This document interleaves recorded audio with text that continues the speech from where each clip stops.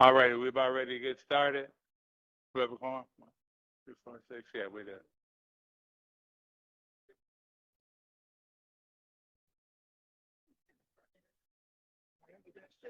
All right.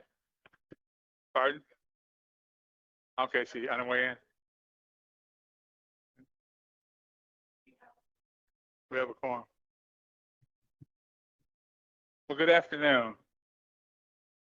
For the sake of the audience, we're going to have a number of our affiliate meetings before the official board meeting starts. So I know folks come in for comment, and I'll read comments are for these items that are on the affiliate list. And then at the end of that, we'll have our regular board meeting where you can make comments as well. So with that being said, good afternoon and welcome to the Landsman's Family LLC meeting. Madam Clerk, call the roll. President Louis Jordan. Here. Secretary Nancy Bruni. Present. Treasurer Fred Herron. Director Larry Blackman. Director Marissa Brown. Director Richard Churchio. Director Kerry Cox. Director Michael Disman. Director William McCurdy. Director Tick Segerblum. Director Luciana Turner. Present. A quorum is present. This meeting has been properly noticed and we are in compliance with the Nevada open meeting law. Thank you. Is there an approval of the agenda? Move to approve the agenda. All in favor? Aye. Any opposed? The agenda has been approved. Is there any public comment on items that are on this agenda? Seeing none, public comment to close. First item is approval of the operating budget for Landsman Garden. Right here. Attached to a good morning, Director and audience. Attached to the Landsman Garden apartment budget for fiscal year 2026, which is managed by the Affordable Housing Program of Southern Nevada Regional Housing Authority. This budget covered 12 months of operating receipts and expenditures and some non-routine expenditures. Upon approval by this board, we will adopt the Landsman Garden apartment budget for fiscal year 2026. This budget was a resident assistant demonstration project which converted in fiscal year 2014. Upon board approval, the board of executive directors asking the board to approve this item as presented. Any comments?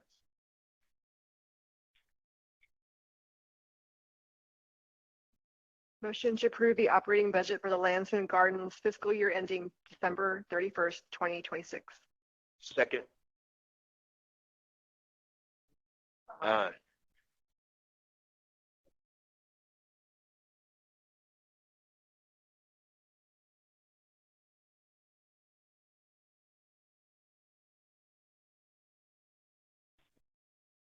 Thank you. Is there any citizen participations for items that are not on this agenda for the LLC? Seeing none, meeting adjourned. I'd like to call to order the annual meeting for Beager Estates. Please call the roll. President Louis Jordan. Here. Secretary Nancy Bruni. Present. Treasurer Fred Herron. Director Larry Blackman. Director Marissa Brown. Director Richard Churchio. Director Kerry Cox. Director Michael Disman. Director William McCurdy. Director Tick Segerblum. Director Luciana Turner. Present. A quorum is present. This meeting has been properly noticed and we are in compliance with the Nevada open meeting law. Thank you. Is there approval of the agenda? Motion to approve the agenda. Is there a second? All in favor? Okay, agenda has been approved. Any public comment? Seeing none. Next item, approval of the operating budget for Beager Estates. Fred Herron.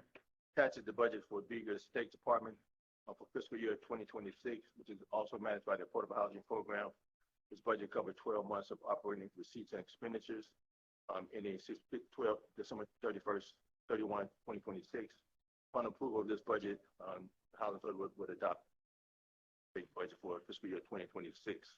This budget is also a rental assistant demonstration project which converted in 2016. Executive Director requesting the board to approve this operating budget. Questions? Motion to approve the operating budget for Beaker Estates. Aye.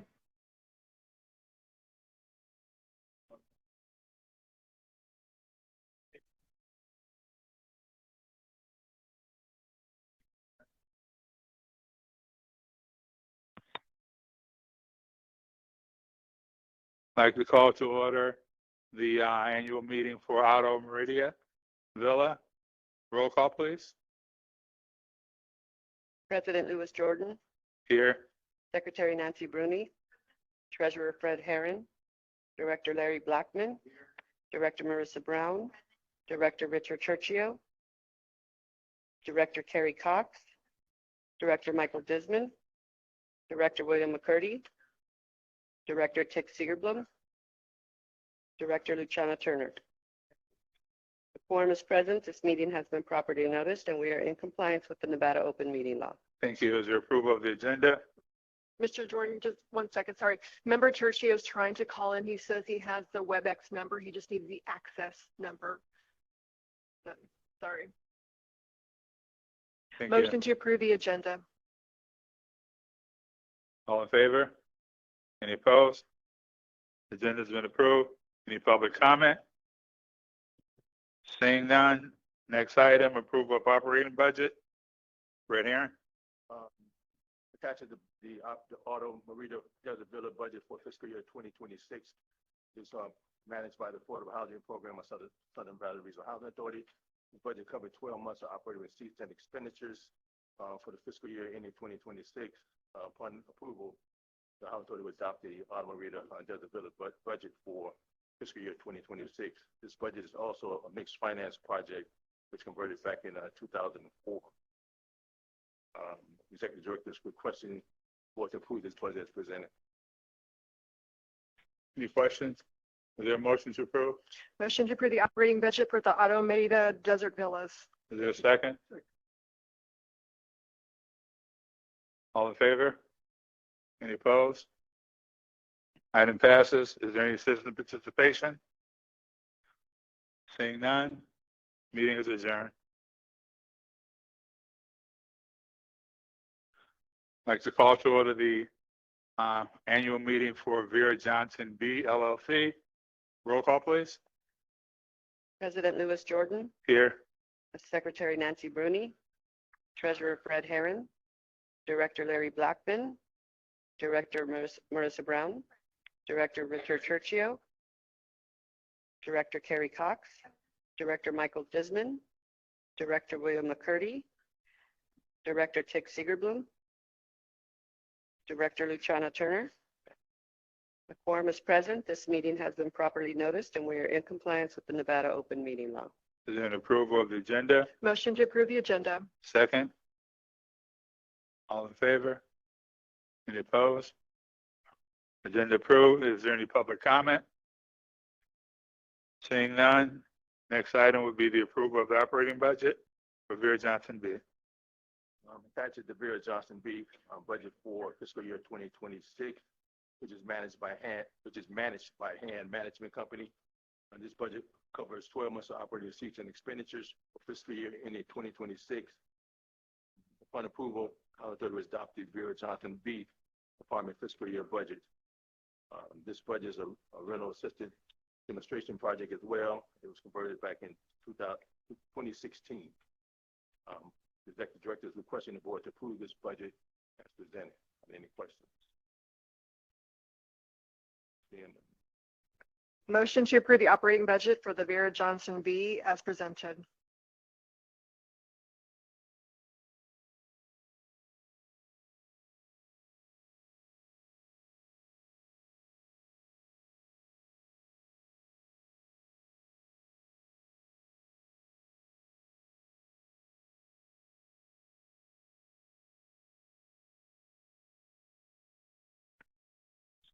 President Louis Jordan, Here. Secretary Nancy Bruni, Here. Treasurer Fred Herron, Director Larry Blackman, Director Marissa Brown, Director Richard Churchio, Director Kerry Cox, Director Michael Disman, Director William McCurdy, Director Tick Segerblum, Director Luciana Turner. A quorum is present. This meeting has been properly noticed and we are in compliance with the Nevada Open Meeting Law. Is there an approval of the agenda? Been moved and properly second. All in favor? Any opposed? The agenda's been approved. Is there any public comment? Seeing none, we're going to item number 4, operating budget for Rose Garden. Attached is the Rose Garden apartment budget for fiscal year 2026. This project is also managed by Hand Management Company. It covers 12 months of receipts and expenditures for fiscal year ending 2026. Upon approval, the Island Authority would adopt the Rose Garden apartment budget for Rose Garden as of 2026.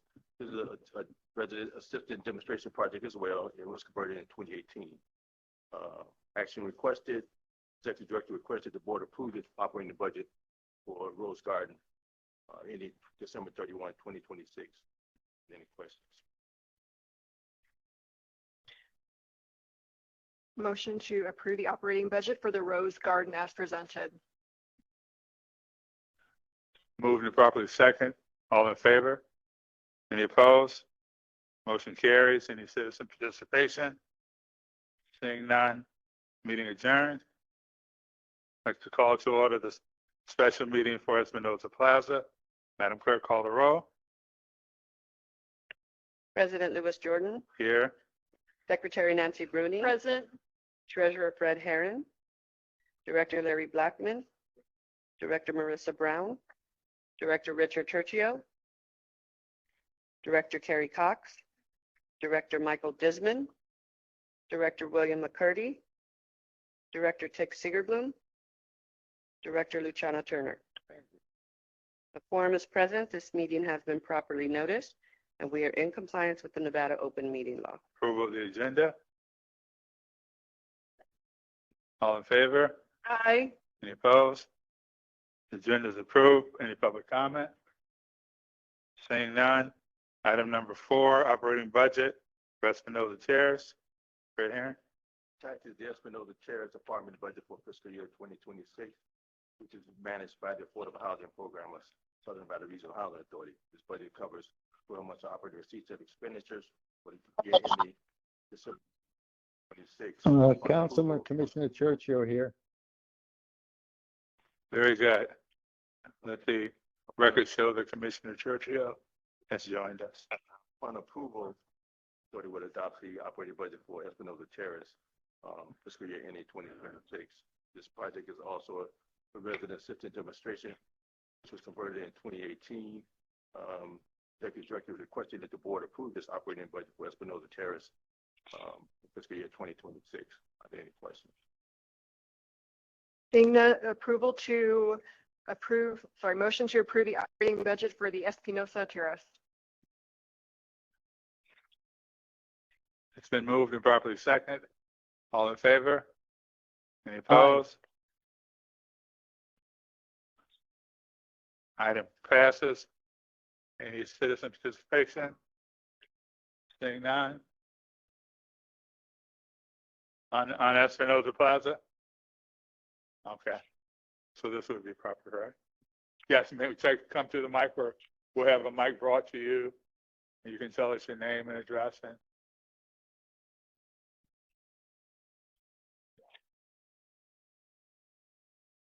This is on the budget. this is on the budget for Yeah. Espinosa Terrace. I used to be on the resident, I was present for the resident. If you'll state your council. name, please, for the I'm record. Janice Loretz. I live at Espinosa Terrace, apartment 4E. I used to be on the resident council.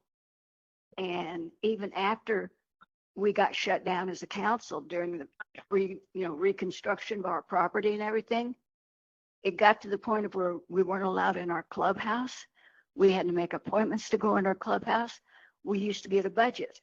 Sharon Davis still lives next door to me. She's doing pretty good. We would have people come to either her or to me constantly because they were getting nowhere with the person that was in the manager's seat. And I used to get that budget. I could go over it. And I could actually, when people would ask me a question, I'd say, it's not in the budget. I could bring it up, and I would bring it up to the people. No one there wants to have a resident, whatever it is they want us to have. They have maybe 3 or 4 or 5 people show up, and then it gets to where there's nobody showing up. When Donald comes to get us to have a council, nobody wants it. Okay. So we don't know anything about what's going on financially there. And my dad brought this up in me, so it's called, there's nobody there. We don't want to have a council, but we're finding out if we don't have a council, we can't do anything. But having a council means having maybe 5 people. That's it. And most time, probably 3 will show up. Half time it's me. So we just gave up on having a council. And not knowing what the budget is for Espinosa Terrace and why we can't get this, that, or the other done. We don't know that because we don't know what the budget is. At least Sharon or myself would let the people know. Can't do that anymore.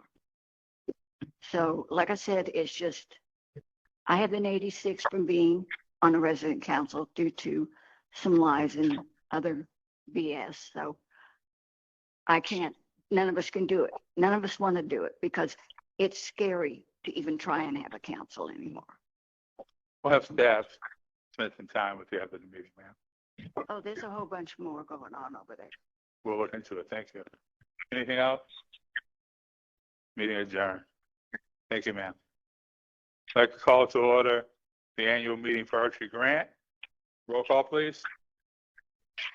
Lewis Jordan, Here. Secretary Nancy Bruni, Present. Treasurer Fred Herron, Director Larry Blackman, Director Marissa Brown, Director Richard Churchio, Here. Director Terry Cox, Director Michael Disman, Director William McCurdy, Director Tick Seegerbloom, Director Luciana Turner. The quorum is present. This meeting has been properly noticed and we are in compliance with the Nevada open meeting law. Then a motion to approve the agenda. And moved in second.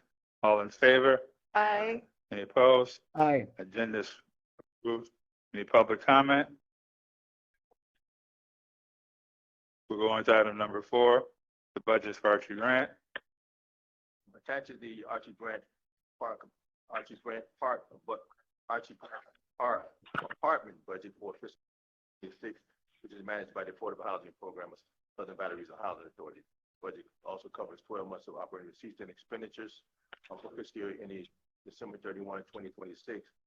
On approval, the Housing Authority will adopt Archie Grant apartments budget for 2026. This is a rental assistance demonstration project as well. It was converted in 2019. The Executive Director is requesting that the board approve the operating budget for Archie Grant Park apartment budget for 2026. Are there any questions? Seeing no questions, motion to approve the operating budget for the Archie Grant Park. It's been moved and properly second. All in favor? Any opposed? Aye. Motion carries. Any citizens participation on Archie Grant? Seeing none. Meeting adjourned. I'd like to call to order the annual meeting for Wardell Street Townhomes. Roll call, please. President Lewis Jordan, Here. Secretary Nancy Bruni, Treasurer Fred Herron, Director Larry Blackman, Director Marissa Brown, Director Richard Churchio, Here. Director Terry Cox, Director Michael Disman, Director William McCurdy, Director Tick Seegerbloom, Director Luciana Turner. The quorum is present. This meeting has been properly noticed and we are in compliance with the Nevada open meeting law. Is there an approval of the agenda?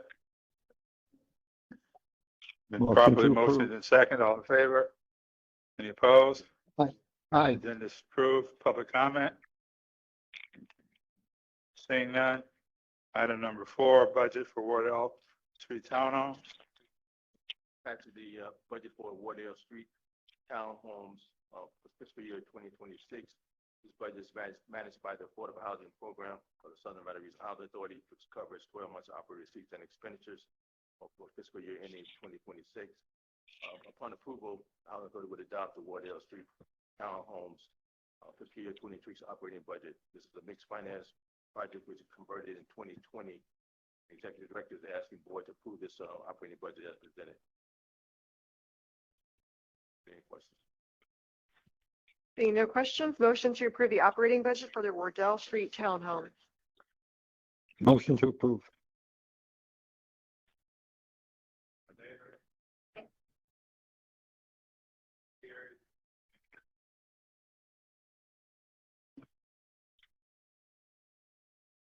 Seeing none, meeting adjourned. You're gonna have to give me an automatic button. Just keep my finger on it. Annual meeting for the Board of Directors for Revere Johnson Family LLC. Roll call, please. Here. Secretary Nancy Bruni, Present. Treasurer Fred Herron, Director Larry Blackman, Director Marissa Brown, Director Richard Churchio, Present. Director Kerry Cox, Director Michael Disman, Director William McCurdy, Director Tick Seegerblum, Director Luciana Turner. The quorum is present. This meeting has been properly noticed, and we are in compliance with the Nevada open meeting law. Then approval of the agenda. All in favor? Aye. The agenda is approved. Any public comment? Seeing none. Item number 4, budget for Vera Johnson A. Attached to the Vera Johnson A apartment budget for fiscal year 2026. This budget is managed by Park Place Management Company. Budget also covers 12 months of operating receipts and expenditure for fiscal year ending December 31, 2026. On approval, the Housing Authority would adopt the Vera Johnson A apartment budget for fiscal year 2026. This budget is a mixed finance project and it converted in 2018. Executive Director requests the board to approve it. Any questions? Seeing no questions, motion to approve the operating budget for the Vera Johnson A.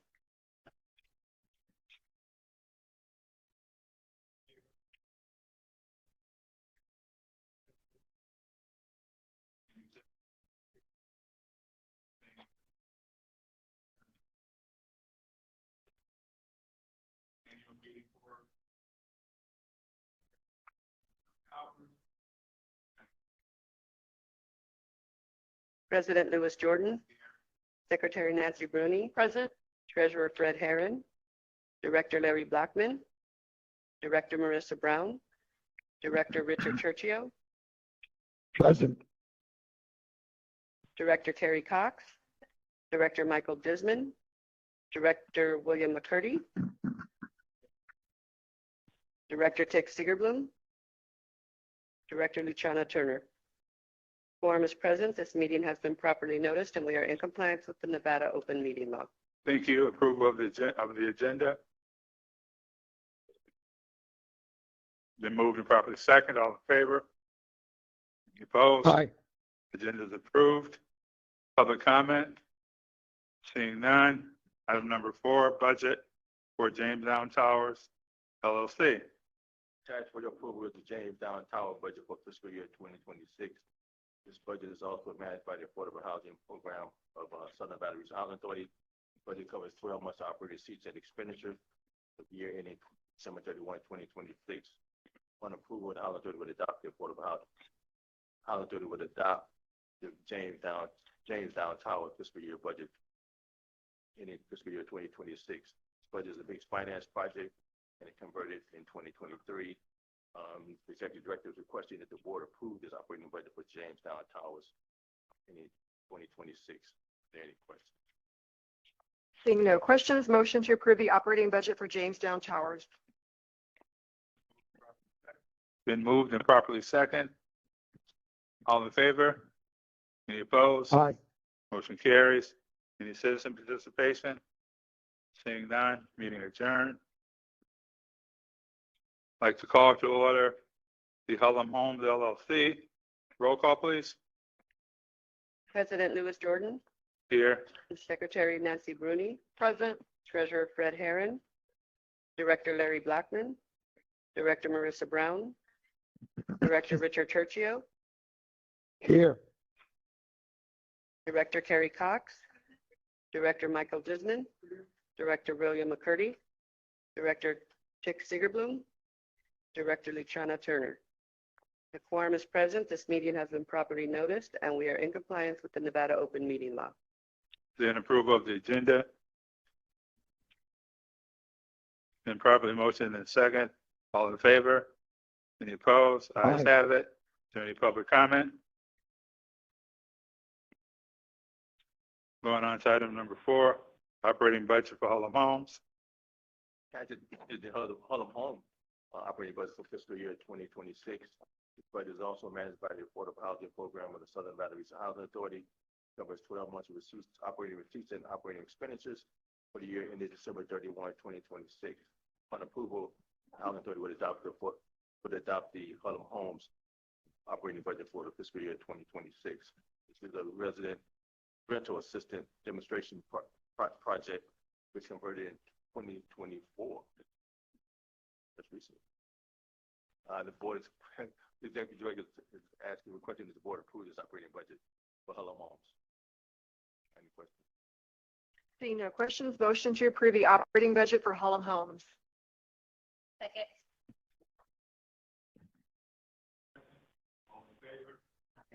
Any opposed? Aye. Ayes have it. Any citizen participation? Seeing none, meeting adjourned. I'd like to call to order the annual meeting for Janice Brooks Bay. Please call the roll. President Louis Jordan, Here. Secretary Nancy Bruni, Treasurer Fred Heron, Director Larry Blackman, Director Marissa Brown, Director Richard Churchio, Here. Director Kerry Cox, Director Michael Disman, Director William McCurdy, Director Chick Sigerbloom, Director Luciana Turner. The quorum is present. This meeting has been properly noticed, and we are in compliance with the Nevada Open Meeting Law. The approval of the agenda. It's been motioned and properly second. All in favor? Any opposed? Aye. The agenda is approved. Public comment? Seeing none. Item number 4, the budget for Janice Brooks Bay. Ask for your approval for the Janice Brooks Bay apartment budget for fiscal year 2026. This budget is managed by the Affordable Housing Program of Southern Valley Regional Housing Authority. Covers 12 months of operating receipts and expenditures for fiscal year ending December 31, 2026. On approval, the Housing Authority would adopt Janice Brooks Bay apartment budget for 2026. This budget is a mixed finance project, which also converted in 2024. Executive Director is requesting that the board approve the operating budget for Janice Brooks Bay in 2026. Are there any questions? Seeing no questions, motion to approve the operating budget for Janice Brooks Bay Apartments.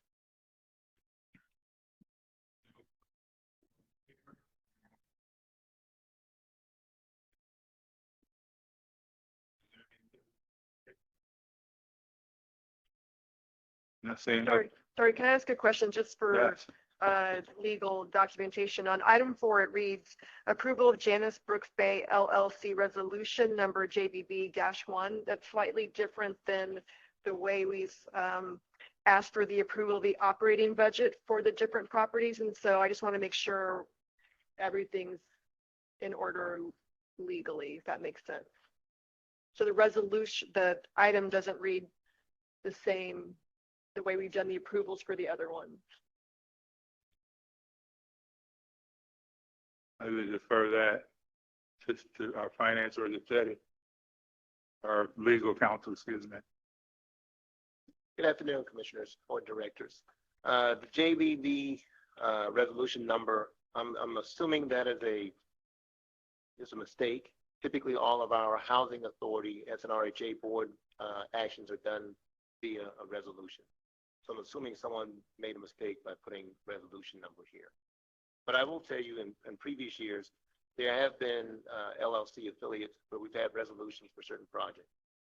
But this is certainly, like you said, it's different than the other one. This is a typographical mistake. It should be presented as all the other budgets for the operating budget fiscal year 2026. So we'll just put that on record. Is that enough to put that on record then, Mr. Parker? And that's correct.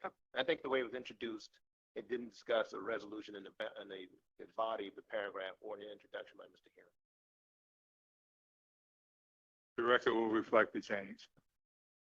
Did we vote on it yet? You voted on it already. Just a clarification. Okay. Just a clarification on the record.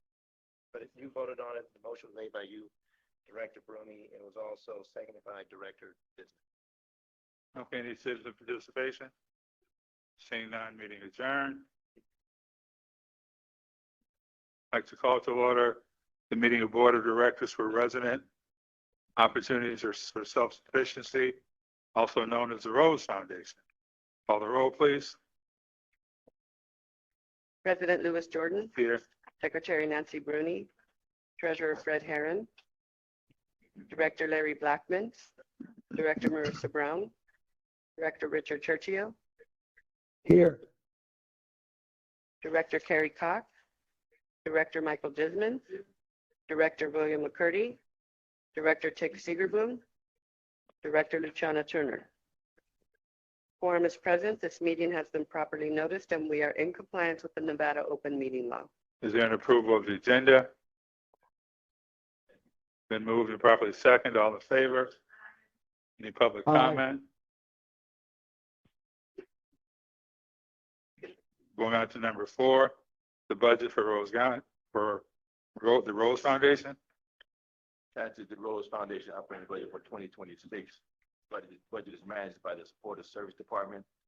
Budget also covers 12 months of operating receipts and expenditures for fiscal year ending September 30th, 2026. On approval, the board would adopt the Rose Foundation operating budget.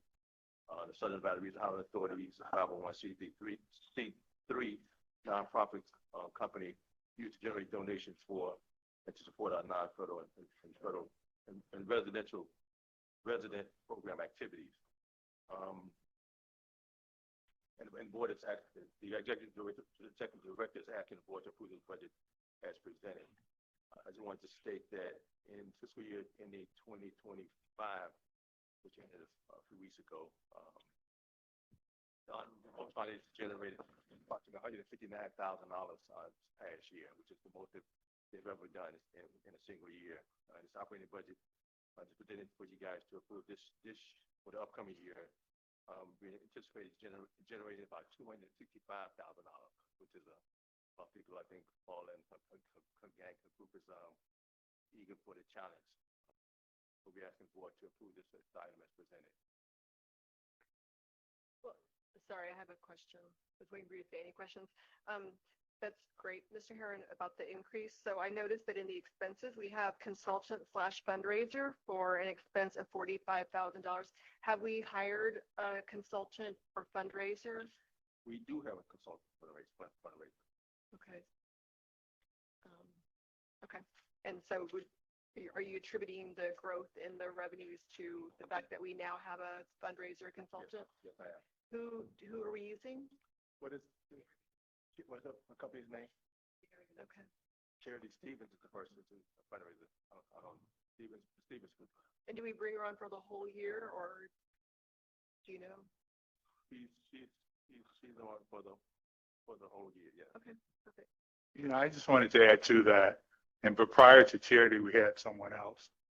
Probably bigger than anything else, our reputation, our willingness to step out of our box and just provide housing, collaborations and partnerships has led to us having a recognized seat at the table. Again, the person before our Charity actually moved out of town. We've seen this exponential growth because we're involved in the community, just about everything we do. As you recall, our pillars, has us out doing outreach. And at this time, Charity supporting us. $265,000 is a conservative amount. We're anticipating getting a lot more. That's our hope. May I ask a couple questions? Sure. How long has she been contracted? She came on in March of April of 2025. Okay, and so it's her, sorry, so it's her contract through April of 2026?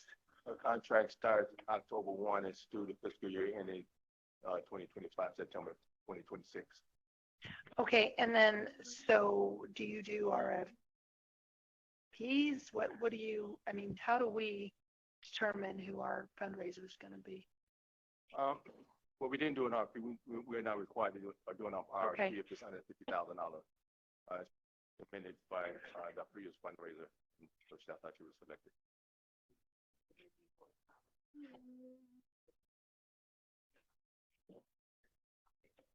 Okay, thank you. Seeing no other questions, motion to approve the operating budget for the Rose Foundation, and great job with the increase in revenues. Thank you. So it's been properly moved in second. All in favor? Any opposed? Aye. Ayes have it. Any public participation? Seeing none, a meeting adjourned. Before we turn it over to you, Madam Chair, I just wanted to make a acknowledgement, particularly for our audience.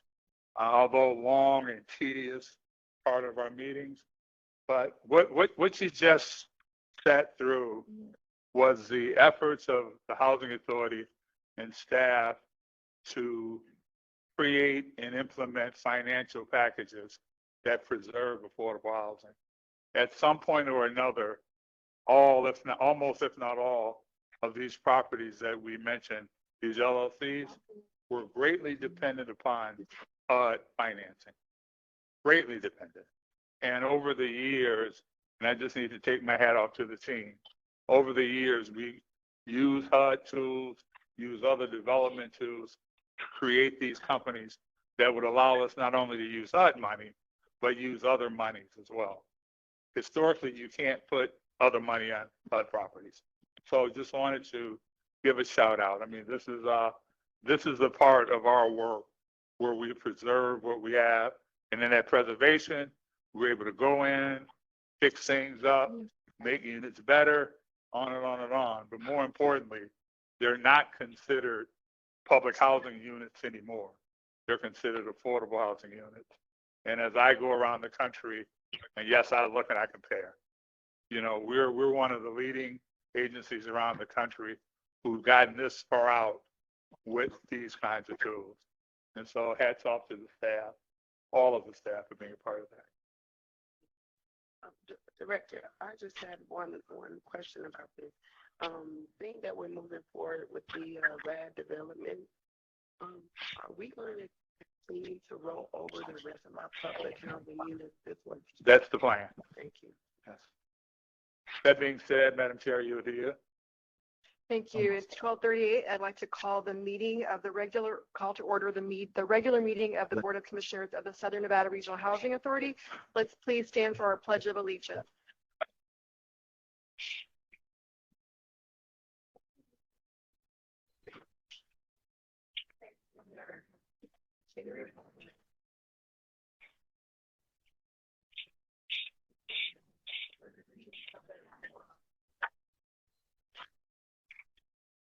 Thank you. May we have the roll call, please?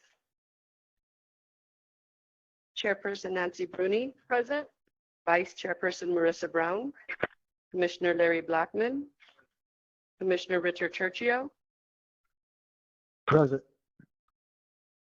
Commissioner Carrie Cox, Commissioner Michael Disman, Commissioner William McCurdy, Commissioner Tick Seegerblum, Commissioner Luciana Turner. Present. A quorum is present. This meeting has been properly noticed and we are in compliance with the Nevada Open Meeting Law.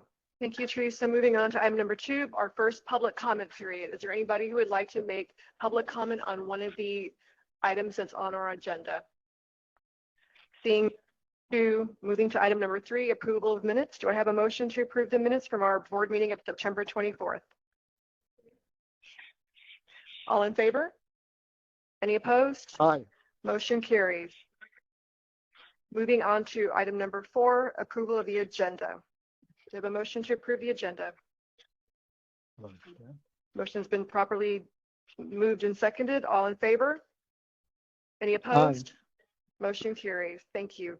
Item number 5, we'd like to now receive a report from our Executive Director, Mr. Jordan. Thank you, Chair. Just had a few items I wanted to mention. We're in the process of continuing our efforts for naming rights for buildings. Our next 2 buildings that we're going to properly name or rename would be 28th and Sunrise and Duncan and Edwards. So just wanted the commissioners to be aware that information will be coming out to you, as well as the general population. And for the sake of the audience, historically we've named our buildings based on where they are, and we've decided as an organization that there's there's some opportunity to recognize people who've made significant contributions to our community. Case in point, we just named the building Senator Joe Neal. So just wanted to let everyone know that information is forthcoming. Paul, you want to talk a little bit about the audit results from FSS?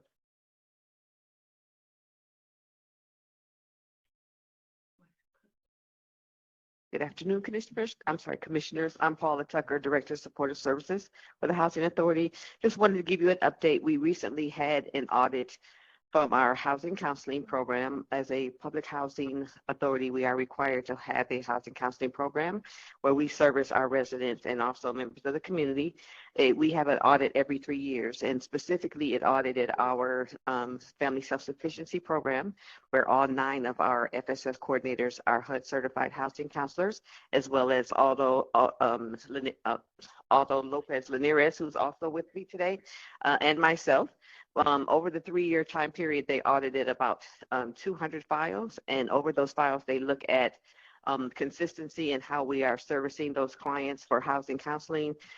We're seeing they're looking to see that we're seeing them on a regular basis and monitoring their credit and moving them towards home ownership effectively, and we received 0 findings. We have not gotten the official report back from HUD because right at the time when it completed, they went down for shutdown. But we are very proud to say that our agency received no findings. So we just wanted to give that report to you.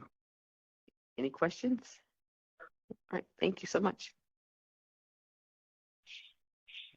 As you've heard us talk about with a high level of consistency, we have 4 pillars here at the Housing Authority. We need and will continue to develop more housing. We have a strong affinity to help create opportunity for the residents that we serve, to help move them from where they are to where they want to be. Very, very strong on improving our efforts of communication, both internally and externally. And then a 4th, making sure that we have the best, well-equipped, trained workforce to identify and address those issues that I mentioned in the other pillars. And we're pleased to say that Ebony Bell, who, let me stand up for a minute, let everybody know who you are. Ebony just graduated. I think there's a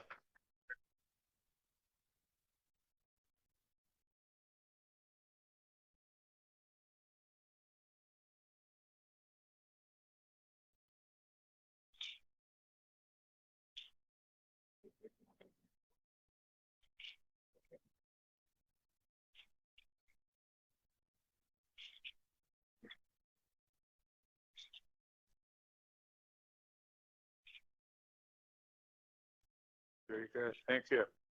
Okay, and another thing, and again, if you think about anything and everything I say, it should fit in one of those categories. A couple of weeks ago, we did our celebration of aging. And just before we show a couple slides, if you can imagine, we call it the senior prom. Bottom line, we have a number of senior developments. And within those senior developments, obviously, we have people who were seniors. And this is our one time a year that we bring people from every one of our developments that want to come to a place where we celebrate them. And I say celebrate, we have a wonderful luncheon. We have, and I strongly believe in this notion are partying with a purpose. So not only are they there to eat, we have vendors who come out and things of that nature. And so, and, you know, commissioners have attended. The mayor was there, Mayor of Las Vegas.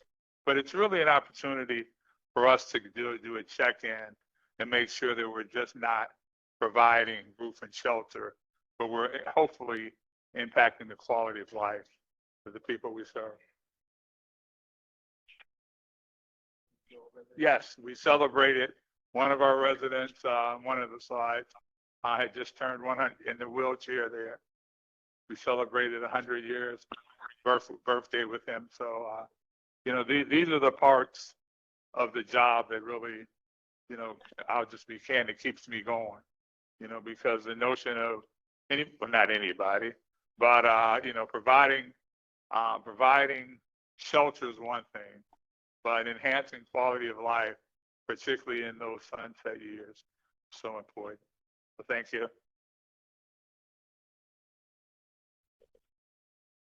Progress on Marble Manor. I'll tell you, if you get a chance, drive through. Everyone knows Marble Manor, historic West Side, and as we look out there, the things that are most moving to me are the piles. The piles indicate that we're serious. You know, for the record, we have 235 units there. We're doing this redevelopment in phases. Once we complete the project, we'll bring back 600 plus units. It'll be commercial. It'll be a community. But I had an opportunity to drive through the other day, and this is phase one. This is where we are, and we're making some significant progress. I had a chance to attend the NARA, the National Association of Housing Redevelopment Officers. For the commissioners who had a chance to go, thank you all so much for coming. For the absolute best coordinator in the world, Teresa, thanks for hoarding, or thanks for keeping us in order. I was going to say hoarding cats, but I'll tell you, hopefully commissioners had an opportunity to learn things. I enjoy going to these conferences, not only to show off what we do, but learn what others do. And this is the national level. You know, gave us an opportunity to see Vice Chair Brown speak in a workshop at the national level. Gave us the real pleasure of Chairwoman Nancy Bruni actually being on a panel. You know, and again, not only talking about what we're doing, but learning what others are doing. And through the chair. Question? Yeah, I just want to comment on our trip to NARA. One of the things that we are truly aggressive with is learning things which are working other places and giving an opportunity to maybe correct some things that we are doing here or add to, which already is doing the wonderful job that our staff and Mr. Jordan does. One of the things, well, two of the things in which are close to me and I think we have to concentrate on is eliminating homelessness. Now everybody say, you can live. Yes, you can, if you do it correctly. And Commissioner Cox and I sat in on a magnificent program that is eliminating homelessness in these areas where you have partnerships and stakeholders of people who want to eliminate homelessness. Now that means private individuals, public housing, housing associations, municipalities have to step up. You can't pass the buck. You have to say, what are we willing to invest? And both Commissioner Cox and I was very impressed with the individuals who presented, and we're hoping and praying that that's something that we look at down the road and how we may help, because we have everybody's on listeners who know they come here. This is like a spa for them from coming from other parts of the country. So we need to address that in a different manner and try to eliminate some of the avenues that will help those folks get back on their feet. A new term I learned when I was there is I'm a houser. That means I want to house you so that you're off the street. And so we need to take that into consideration, and we need to move forward in those areas that will supplement what we already do, but also give some energy to some areas where we're not as efficient as others. Thank you.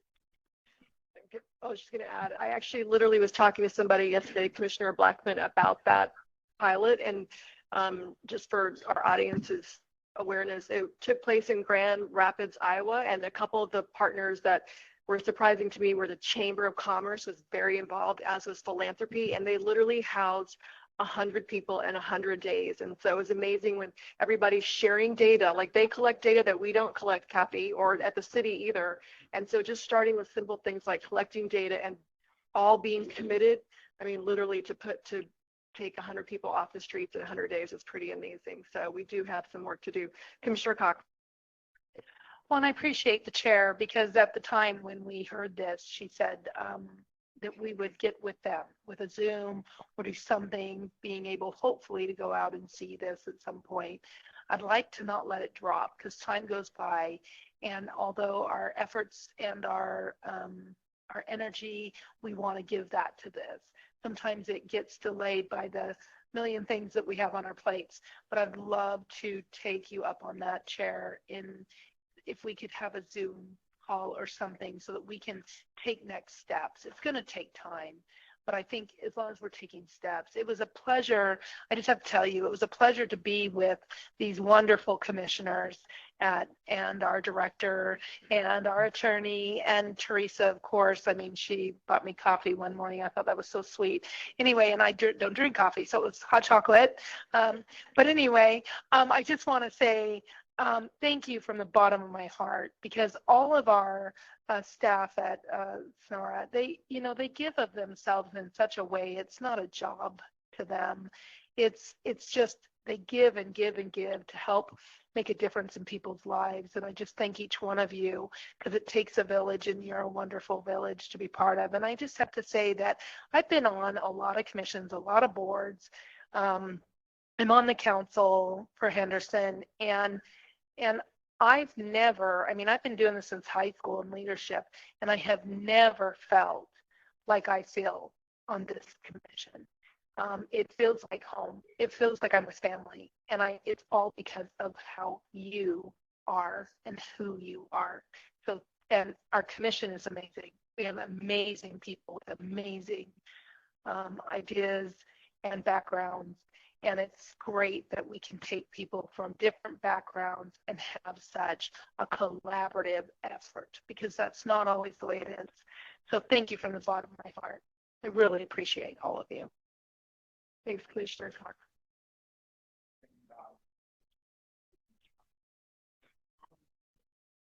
Tommy's looking at. As a part of my my report next month, commissioners, we're going to give an update on the homeless coordination and things of that nature.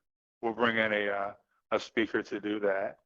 Wanted to wish the chair a happy belated birthday. We know these things. Happy birthday. Her birthday was yesterday. The rest of that. Wanted to say happy Bosses Day. Yeah, everybody works for somebody. Yeah, and so happy Bosses Day. If you get a chance, take a look at the newsletter. Spent a lot of time in developing this, and I've said it before and I'll say it again. When you get one of our newsletters, you won't get duplicative work. This is hard work every single month. The staff finds to put together. And Madam Chair, that concludes my report. Thank you, Mr. Jordan. Great report. Moving on, do I have a motion to approve the consent agenda, please? Motion to approve. Thank you. Motion has been offered and properly seconded. All in favor? Any opposed? Aye. Motion carries. Thank you. Mr. Jordan, item number 7, we'd like to acknowledge our departed. Yes, thank you. Since our last gathering, we've lost the following individuals. I'll read their names and ask for a moment of silence. Gabriella Douglas, Jasper Simon, Gary Downs.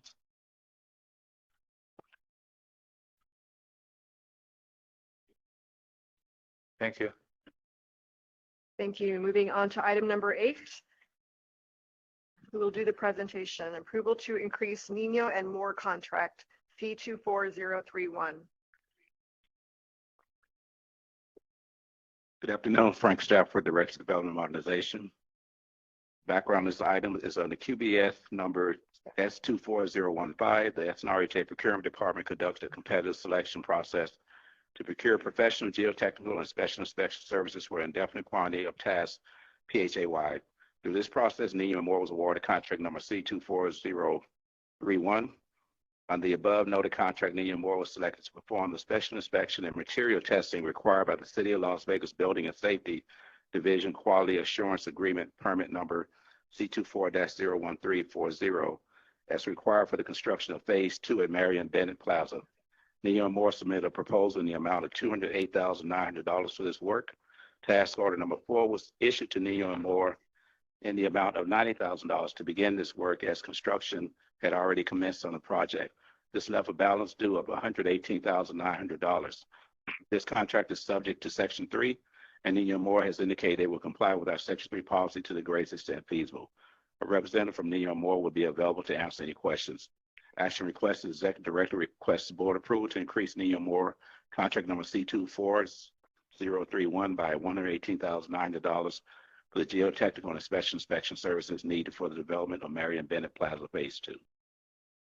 Thank you, Mr. Stafford. Any questions? Seeing none, do I have a motion to approve the increase to the Nino and Moore contract C24031 by $118,900? Thank you. Is there a second? All in favor? Any opposed? Aye. Motion carries. Thank you. Moving on to item number 7, approval of SNRHA's owner maintained an EHV waiting list.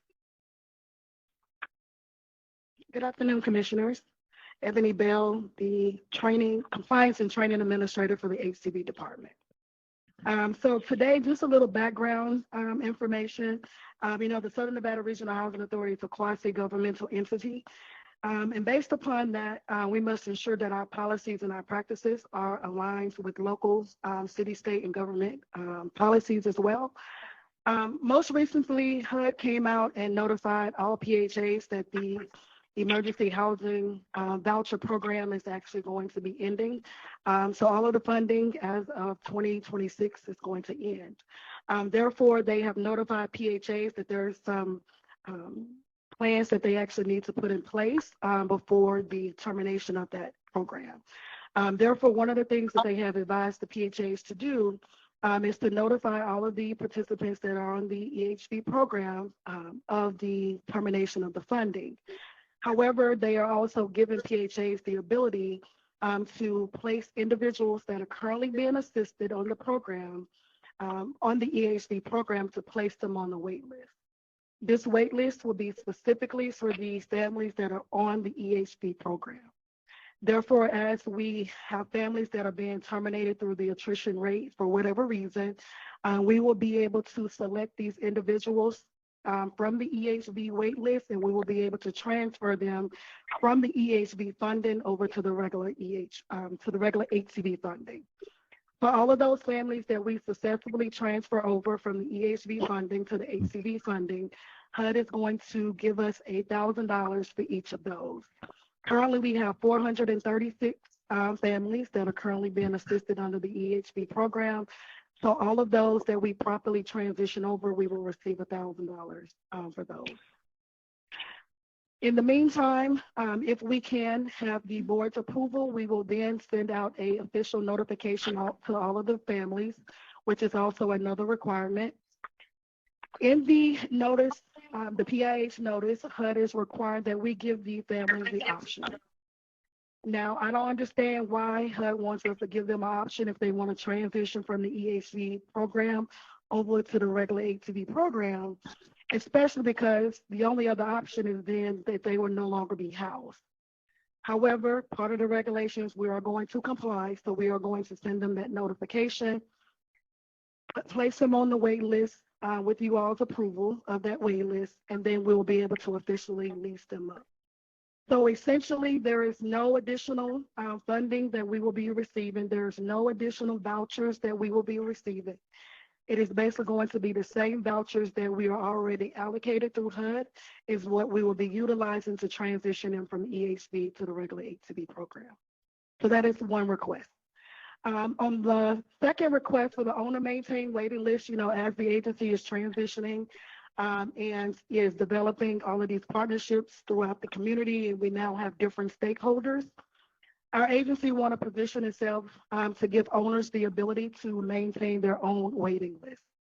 So what that essentially means is for any new developments that will be coming on board with project-based vouchers, we will give the owners the ability to maintain those wait lists. However, even if the owners maintain their own wait list at the properties, we will have some measurements in place to ensure that we are auditing those wait lists to ensure that they are in compliance with our program. We will also have them to sign an MOU or a memorandum of understanding as well, so we can ensure that both parties are aware of the agreement that they're entering into. Also, one of these other options we will have is if these owners are utilizing the Yardi database, we will also have access at any time to be able to go in to do an assessment to determine if they are indeed complying with the agreement. Also under the CMAP requirement, which is another HUD requirement, each year we go through a CMAP audit, which is a way for HUD to do an audit remote of PHAs. We will also utilize that time to do an audit of those owners' wait lists as well. Now, even though the owners are going to maintain the wait list, we as a PHA, we will still conduct the eligibility aspect of the for the program. So the only thing that the owners are doing is allowing the individuals to apply at the properties, place them on the wait list, and as they pull their name or select them from a wait list, they will refer them over to us as a PHA. And as they refer them to us, we will do the eligibility requirements that we already do for all of our other applicants. So that is the only request, is for the owners to maintain the wait list. One of the properties, just a couple of them, just as an FYI, is Tropicana. We have one of the properties going to be on Nellis. There is going to be the Tropicana Trails, Pura Vida, Senior Living, Visions Park, and South Nellis. So those are some of the potential properties where we will be allowing the owners to maintain their own waiting list. So today, we are just requesting for the board's approval of the owner maintained and the EHB waiting list that ensures alignment with the SNRHA's current practices and full compliance with the HUD regulations. And Ebony, I wanted to just, if I may, add a point of clarification. Because of the emergency housing voucher issue, we will not put out RFPs for project-based vouchers for at least 1 year, because normally we would use our turnover to fund that pot. And now, because we're not, we have to get these 400 people served, correct? Correct. So I just want a point of clarification. We will not be offering any project-based vouchers. Any questions? Yes, I have a question about the EHV.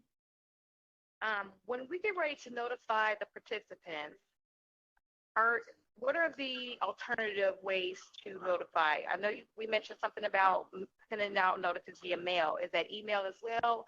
Are they able to check the portal? Or how does that work? So we're actually planning to do a couple of different things. So we are going to notify them via email. We're also going to send them a letter in the mail. The letter will only be sent to the individuals that it impacts. Initially, we thought maybe we could post it on the website, but unfortunately, we don't want to overconsume, overwhelm the public with information that's not pertinent to them. So we're only going to notify the individuals in which that is going to be impacted, which it will be via regular mail and via email. And these individuals are already housed right now. They are currently already so housed. at least know where they are. Yes. All 436 are already housed. That is correct. Yes, ma'am. I have a question. So what is the impact, if you know, because I'm sure it's objective, but what is the impact on losing, not that we have a choice, an EHB? Because is that not going to create more pressure on people to become homeless? I mean, what are we looking at with this? I know that we'll probably be able to, move the majority of these, but in the future, down the road, if we don't have this tool, what's our impact? So I would say, just based upon some of my knowledge, I don't foresee it being a significant impact. And the only reason why is because the agency has had a MOU with Clark County, the COC. And so based upon, that opportunity that we have with the COC, we've had available vouchers where the COC could have done, referrals when we had the vouchers that were available. However, we still do have MOUs with the COC. We have now the stability voucher. So there are some other funding opportunities that are still available in the county where we can still assist some of those families. So I don't see it being a significant impact. I want to say the great thing I believe about our department right now is based upon our attrition rate with adverse actions or terminations that we take against program participants that are not in compliance with the program. We have right now the ability to transfer all of those vouchers over where no one is impacted. So everyone that is currently housed will remain housed. So I don't see it as being a significant impact long term. Thank you so much. Yep. One more. Yes, Sorry. ma'am. Mr. Jordan, you mentioned there's no PBB vouchers for the next year. When is that effective? Well, as this notice came out. Okay. Because what HUD said to us was that before we do anything else, we have to absorb this 400 plus. And we made a commitment to the board that over time we would put out RFPs. And if I remember correctly, my presentation suggested that we would start that action in 2027. I had something through the chair. I was wondering, you had mentioned incentivizing or expanding the information to potential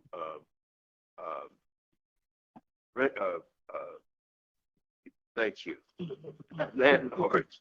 How we're incentivizing? Are we incentivizing? I guess my question is in terms of how we're proceeding to try to attract more people to want to basically be in partnership with us in terms of how we house people. So I will say, with our landlord liaison, Latoya Lewis, she has been doing an awesome job. And, we had the landlord fair last week.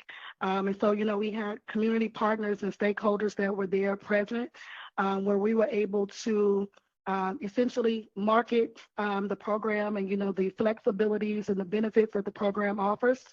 And she is doing a terrific job, in presenting and putting us out there in the forefront. So I would say by us continuing to utilize our landlord liaison to be the front, more front facing, for the agencies. I believe that's going to continue to help us in building those community partners and relationships, with the community and other stakeholders such as like the real estate association, the apartment association as well. So I think we will be fine, as we continue to move forward to market the program so that we can present these options to other landlords or private owners in the community. I have a couple of questions. What's the timeline for moving the folks that have the EHB to the other vouchers, the HCV? So we actually have until fiscal year 2026. However, our plan is to start it now because we know we do have some vouchers available now. So on average, we have about 100 families that are terminated on a monthly basis due to noncompliance. So as we have those families through attrition that are terminated from the program, as long as we have those individuals on the wait list, we'll be able to transfer those over immediately. So it'll be more short term than long term. I think, share the same concern as Commissioner Brown People get emails or letters and they may not read them, or sometimes government language is very hard to actually understand what they're trying to say. And so are we planning to do any follow-up, like where someone can call them, or is there going to be, when they get the notice, someone on the other line where they don't understand to say, hey, I just got this, I really don't understand, I'm being kicked out? So will there be a live person or a number where they can call here locally? Yes, ma'am. So we will have contact information in the letter of who they can contact. One of the other things that I can ensure we do is also contact the Clark County as well, because some of them still have that community engagement with those individuals. So I can ensure that we reach out to them to provide them a copy of the notice. So that way, if they're still in communication as well, that we've ensured that we've notified all individuals. If we could get an update by the end of the year, kind of like how many people have sort of signed up or gone through the transfer process, I think that would be helpful. Okay. Yes, ma'am. So one of the things that I was thinking, and maybe you can help me, will this impact those that are already waiting, because now like 400 or so people? What about the ones that are already waiting for a housing voucher? So great question. So it actually will not impact those that are already waiting. And the reason why is because these are individuals that are already currently housed. So the only thing that we're doing is changing the funding. That's essentially all that we're doing, but HUD is still required that we go through this official process. Also, when we transfer them over, they're going to change from the EHB code, which is submitted on the 50058. So once we change over that code, the only thing is going to be the funding. So instead of the money coming from HUD for EHB, it'll just be under the regular funding, from the regular funding source. And one more question. Is the $1,000 that we get, is that extra every time or just for the one time? The one time, yes, ma'am. So that can be like 43,600. One last question. I'm a little concerned, I think I shared this in the meeting, about some of the new owners managing their own wait list. Are we going to provide technical assistance to them until they can kind of get up to speed? I know we're sort of monitoring it, but are we going to also be providing technical assistance so they understand how to maintain a robust waiting list? So yes, ma'am. So that's going to be all part of the process. We actually have standard operating procedures as well. That's going to define, all of the different steps, what the requirements are. So we have a standard operating procedure that we already have ready to give over to the properties, but then also that technical support for the wait list. Yes, ma'am. You use the term transitioning out of the programs. My question is, are we creating what disqualifies someone from receiving or keeping the voucher that we're losing 100 families a month? I mean, because you, if I'm not mistaken, you used the term or said we're transitioning about 100 people a month off of that. And I was just wondering what kinds of situations are we determining that people lose their vouchers? Absolutely. So there's numerous reasons. Just to go through a couple, the main ones are violation of their family obligations, which essentially is if they don't supply the information that we need to determine their, if they don't provide the information that we need to determine their continued eligibility, if they fail to recertify, if they fail to allow us to inspect the unit after 2 reasonable notices, if they have failed to accurately report their income, their assets. So it's numerous reasons, but they all fall under the violations of their family obligations. So what you're saying is if they're not in compliance with what we set down as rules, then is there an appeals process for them to go through in terms of getting a second or third chance? I'm just trying to. Yes, sir. So everyone is part of the due process. So everybody has the right to grieve it. Anytime there's any adverse action taken against a participant, they have 10 business days from the date of the notice to grieve that action in writing. Yes, sir.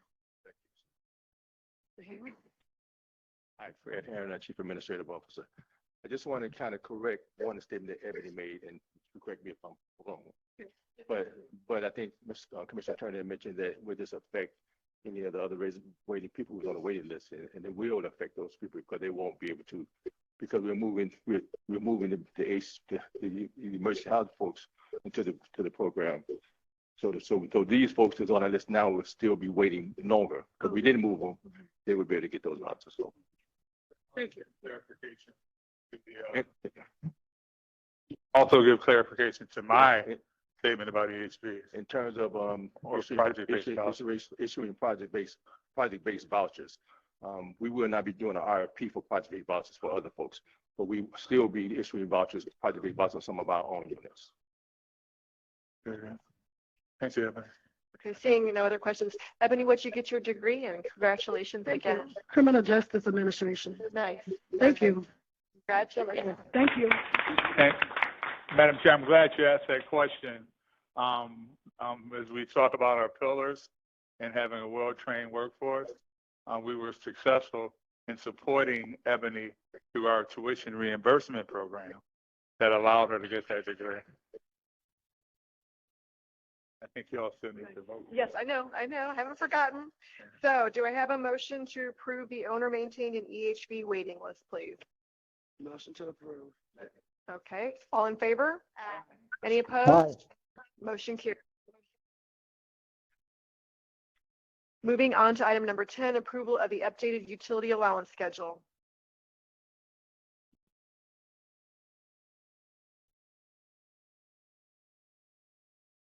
Good afternoon, Commissioners. Ava Mitchell-Crew, Director of Public Housing Operations.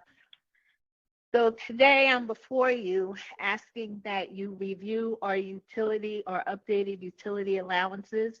They were prepared by Goodwin and Associates, and they did a thorough study of all of the municipalities. Everything was done in the compliance with the HUD guidelines, and we're asking that the ED is authorized to approve these effective January 1, 2026. Thank you. Any questions? I do have one question that may be unrelated, but NV Energy has, was discovered that they were overcharging some customers. And so are they doing an audit or analysis of any of our properties, and are we due for a rebate? Do we have an answer for that? No. Yeah, we can look into that it. and get back to you. Yeah. Thank you. I saw the millions of dollars. I saw that. Yeah. All right. Do I have a motion to approve the authorization of our executive director to approve the updated utility allowance schedule? Yes.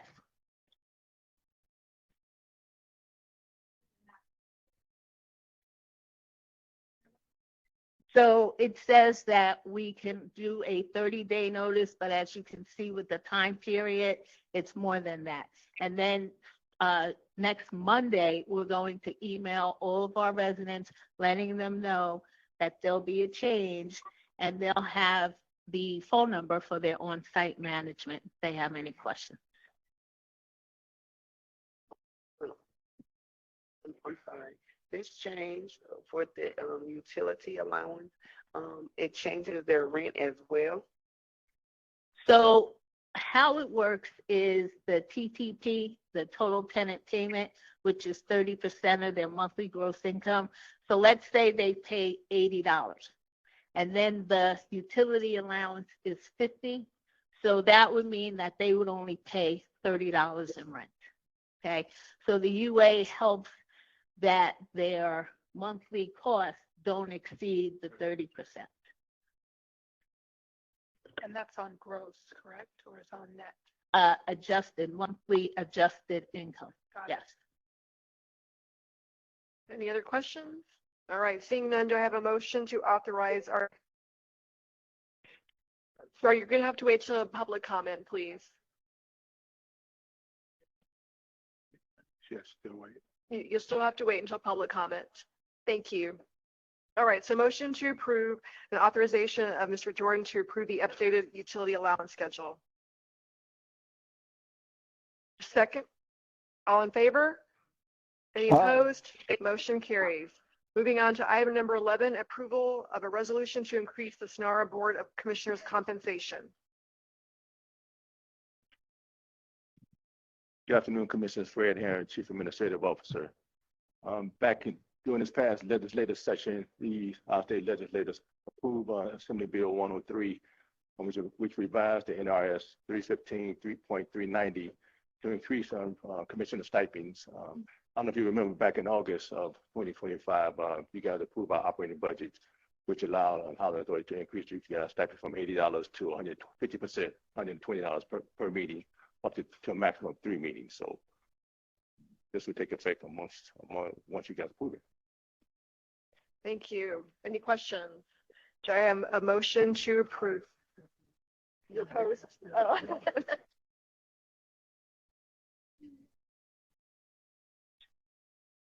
I know this is going to sound really not intelligent, but it's important to me because on the city council, we cannot vote ourselves a raise.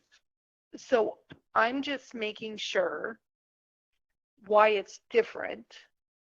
I'm not saying that it's a bad thing. I'm just saying I want to be prudent in making sure that we're all doing the right thing. And that's probably a legal question. That's probably really right. So I just want to know how it's different being on this commission.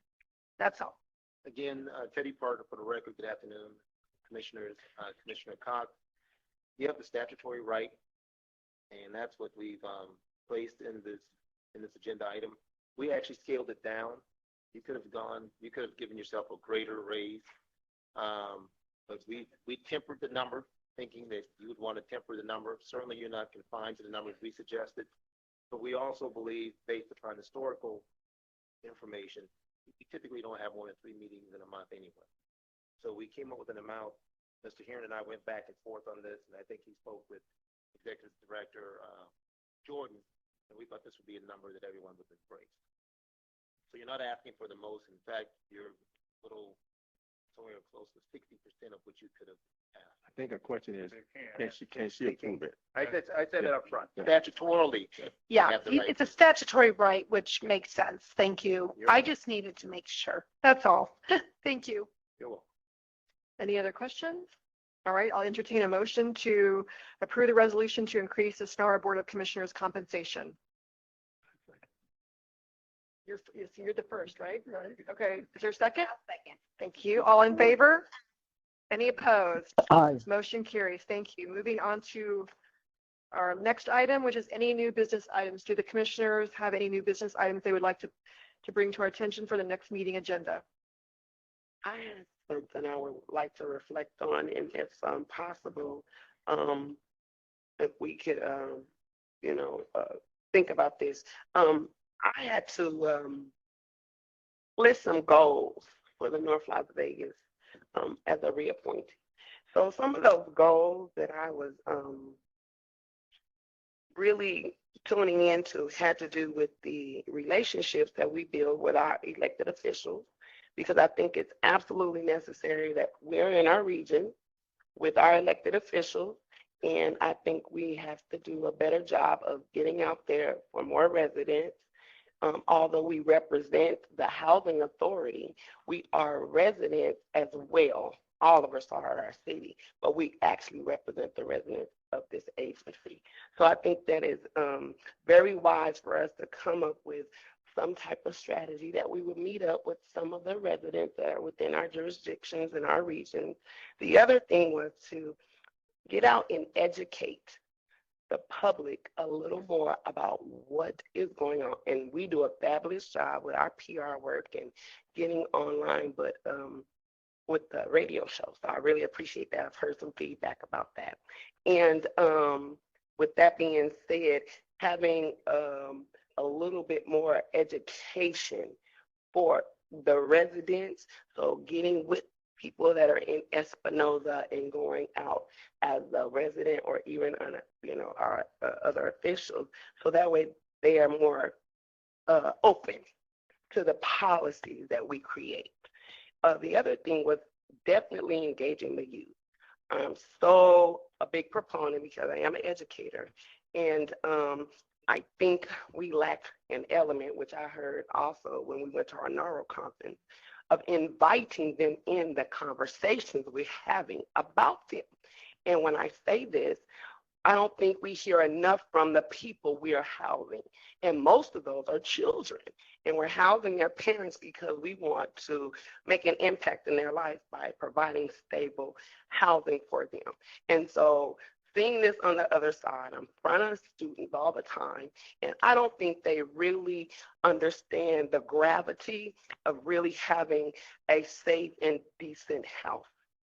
And for that, I think we owe it to the residents, the youngest ones, to have them have a voice in what's going on in their communities.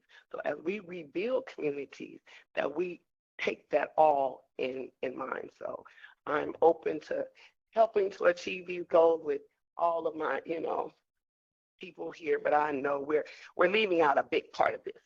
And like I said, without their help and raising their awareness about their communities and what they can do to impact and change their own lives, we're really kind of just spinning our wheels until they understand, because they're going to inherit this community. Thank you. Thank you, Commissioner Turner. Great points. Anybody else? All right. Seeing none, we'll move to the last public comment. Got some public comment cards here from Kimberly Hines, and Michelle Beach, and Juanita Robinson. Are you still here? Okay, go ahead and come on. One at a time. You'll state your name again, please. Hello, my name is Kimberly Hines, and I'm here. I'm not sure if this is the forum, but I have rental properties. I've been renting the Section 8 tenants for over 20 years, and this last couple of years has just been ups and downs. I live in Maryland. I am originally born and raised in Las Vegas, and I can't get any help. When I have a problem with the tenant, I have had tremendous problem with my tenant. I call the case manager, call the case manager supervisor, I email people, and I just cannot get the assistance. I have a tenant now that was supposed to be out in September at the end of the month. She's still there. I'm not being paid, and I'm still getting the runaround. I still have to pay those bills. So when we talk about the community and partnership, we need to think about the landlords as well. Absolutely. Well, And to call and have emails and don't get any response is frustrating. I have been here, paid for my way here for a plane, to turn up the unit, to hopefully get it rented out to someone else. I can't even get contractors in. I can't do anything because she's there. I can't get any assistance from the workers. When I do talk to them, they say, well, you're going to get your money. At this point, it's beyond money. I have spent so much. I'm a federal worker, which means I'm furloughed. I'm not getting paid, but that mortgage has to be paid. The utilities still have to be paid. What are we doing for the landlords? yes, Ms. Hines, why don't you wait? We'd have Rhonda Jackson from our HCV department sit down and talk to you. Hopefully you have time after. Yeah. We'll get somebody. Is Rhonda Jackson here? Yes, in the room and everything. Okay. Thank you, Nathan.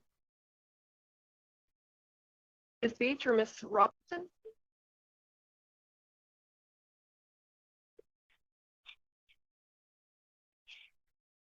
Hi, my name is Juanita. Would you like to mic to? Hi, my name is Juanita Robertson. I live at Maryland, Benny Plaza. And we're here on the behalf because I want to know why, well, incident happened and our dining room shut down. And we having problems in areas where we sit, and property manager just constantly staying on me, places where I sit in the building. And, I always sit in the front to wait on my bus because I have problems, but we sit in the back, we'll miss our bus. So, we've been sitting in the front for years, and the dining room been shut down since September the 10th. So we just want to know what's the problem, We just have a problem with the property manager. Thank you. Is there someone that? That's Patricia Stevens and her team. We'll meet with this tape. But we'll talk to you after the meeting. And Ms. Beach, did you also want to speak or? Okay, great. And now we have Mr. Jerry Hewitt.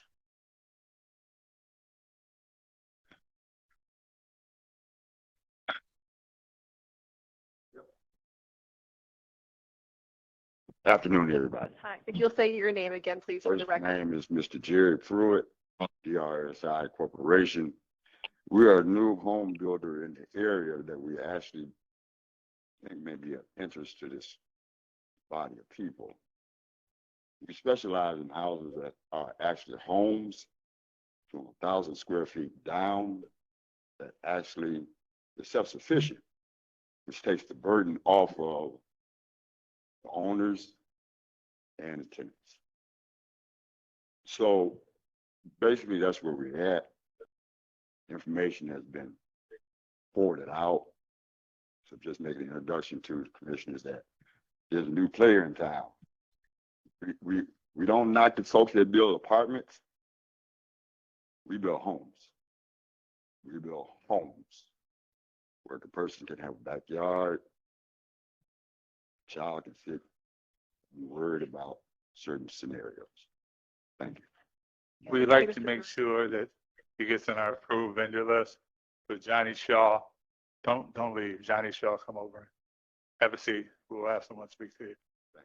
Absolutely. Is there anybody else who would like to make public comment at this time? Did you want to come up and ask your question about the utility assistance? Okay. Hold on, wait till you get to the microphone, please, if you'll state your name for the record. Question. First of all, my name is Annette Walker. And I guess the first part, because the question pertaining to the utilities, do you answer that now? We can put it on record and then we can talk to you after the meeting. Or if it's easy, someone can just address it. Okay, I would also like to address your attention to the Public Housing Commission Board meeting, January 2020, when this exact same question and also the utility was on the agenda, and the Housing Authority, Mr. Chad Williams, explained exactly how the utility works. So one of the things is, and I think that's what Ms. Abel Mitchell-Crew was actually discussing, is the fact that utility is being applied to rental. One of the things that we really want to make sure that we understand is when government funds are allocated for a specific reason, it can only be used for what it's allocated for. But I also, in that meeting, was talking about how our utility bills, I lived at the, the Sartini Plaza, started in 2017, where the building had been deemed as condemned, and it's still condemned. And the situation was we were having massive flooding and a serious mold problem that they were using our utilities to be able to dry these floods up. So now one of the things is that if people are entitled to utilities, I'm not even sure, one of the other questions I wanted to ask, what is the increase, the utility increase? Because no one has told us what the amount that the state of Nevada received for that particular recipient per household. And it is an allowance. It's not assistance. And it's my understanding you get the allowance, and that's to subsidize. But then the assistance is if your utility exceeds that. So I really want to go on record. I really want that question to be answered. And like I said, that was, 5 years ago, and it's still not being clarified. Now, that was the question, but I'm here to make a statement, and I want my 3 minutes. Those were two different things. That's why I wanted to ask the question during the utility period. Because now I have another issue. Unfortunately. No, ma'am. As I said from before, I lived at the Sartini Plaza. I filed a lawsuit because my unit came up contaminated. Sorry. Wait just a moment. I've been Madam Chair, contacting Mr. Betty has a question. Parker Ma'am. Nelson, filed into the federal court. No, ma'am. Ma'am, you're out of time, and Mrs. No, Mr. that was Brown the talked to question. you about your question. Thank you. But don't I get the right? And I'm Everybody only, has a right to 3 minutes, and you had your 3 minutes. that was Thank the you. question for utilities. And again, So I you tried used your to, time for the question. well, and this so, is a ma'am, different I'm sorry. issue that is pertaining to a lawsuit Turn that the I mic off, filed. please. They have not answered. They have not appeared. I've sent numerous emails. I filed into the federal court, and the court record number is U.S. District.